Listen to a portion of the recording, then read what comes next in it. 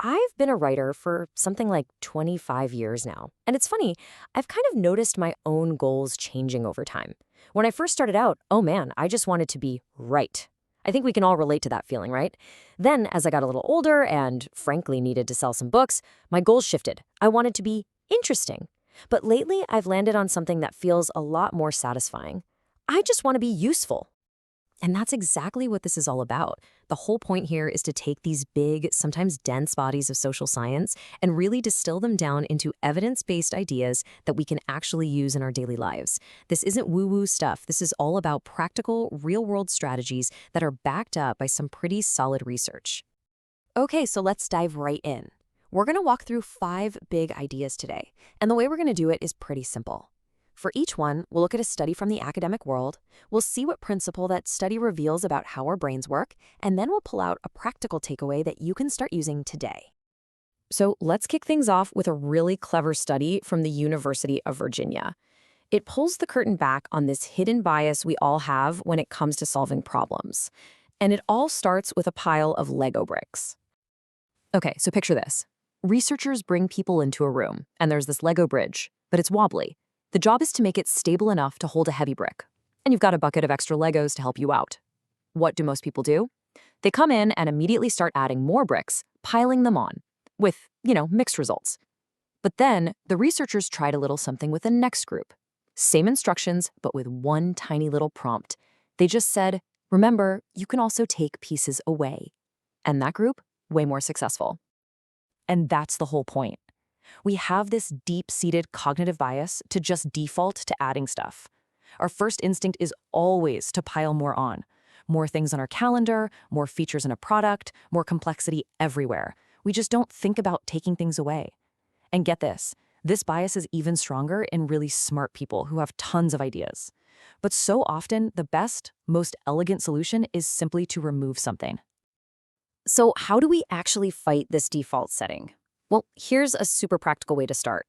Most of us have a to-do list, right? I want you to try making a to-don't list. It's simple.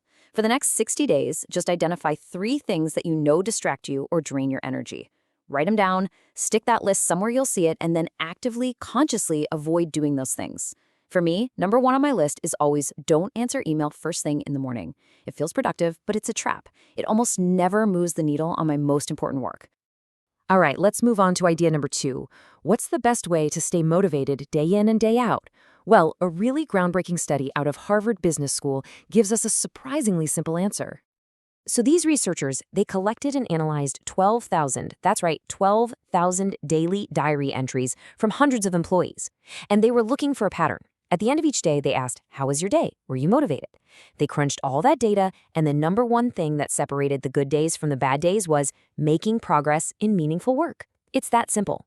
When we feel like we're moving forward, even a tiny bit, we feel motivated. But here's the rub. In most of our jobs, that progress is basically invisible. It's like trying to drive somewhere without a speedometer, with no signs, no map. You've no idea if you're actually getting anywhere. And the system we've built to solve this, that awkward twice-a-year performance review, is completely, totally broken. It's not timely, it's not useful, and it does nothing for your motivation tomorrow morning. So we kind of have to take this into our own hands. And here's your next 60-day challenge, a super simple noticing ritual. At the end of every single workday, just take 60 seconds, that's it, to write down 3 ways you made progress. It's not about keeping some perfect log you're going to look back on. It's about the daily ritual of pausing to see what you actually accomplished. And let me tell you, this is most important on your worst days, the days you feel like you're just spinning your wheels. I promise you, you probably did make progress. You were just too busy and frustrated to notice it. Okay, on to idea number 3. This one's one of my personal favorites, and it comes from a classic study at Stanford. What is the best way to persuade somebody? The answer is probably not what you think. It has a lot less to do with winning some big debate and a whole lot more to do with just paving a really smooth path. So, researchers set up a food drive on campus. First, they did a survey to figure out who was most likely to donate and who was least likely. Then, they sent out 2 different kinds of letters. The general letter was pretty basic, hey, there's a food drive, please donate. But the specific letter, that one was different. It was personalized, it suggested exact items to donate, it had a map to the drop-off spot, and it even said they'd get a follow-up call.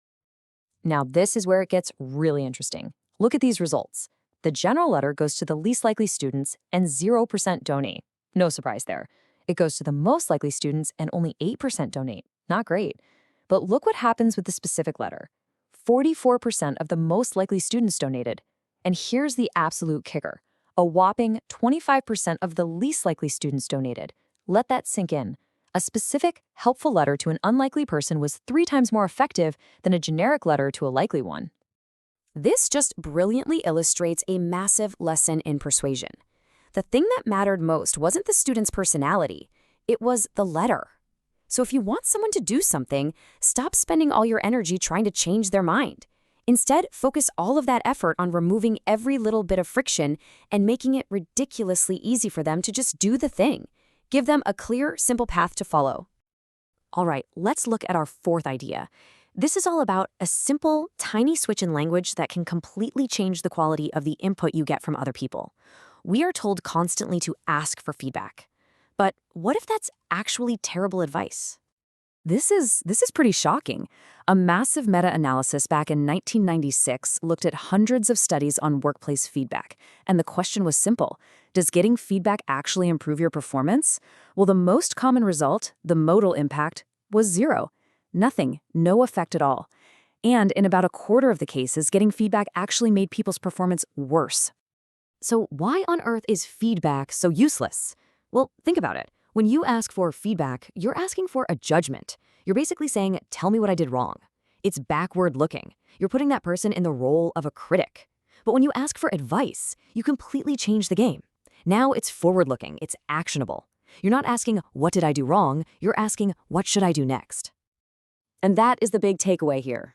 Stop asking for feedback. Start asking for advice. When you do that, you're not facing a judge, you're enlisting a partner. Now, I know what some of you are thinking, but doesn't asking for advice make me look weak or incompetent?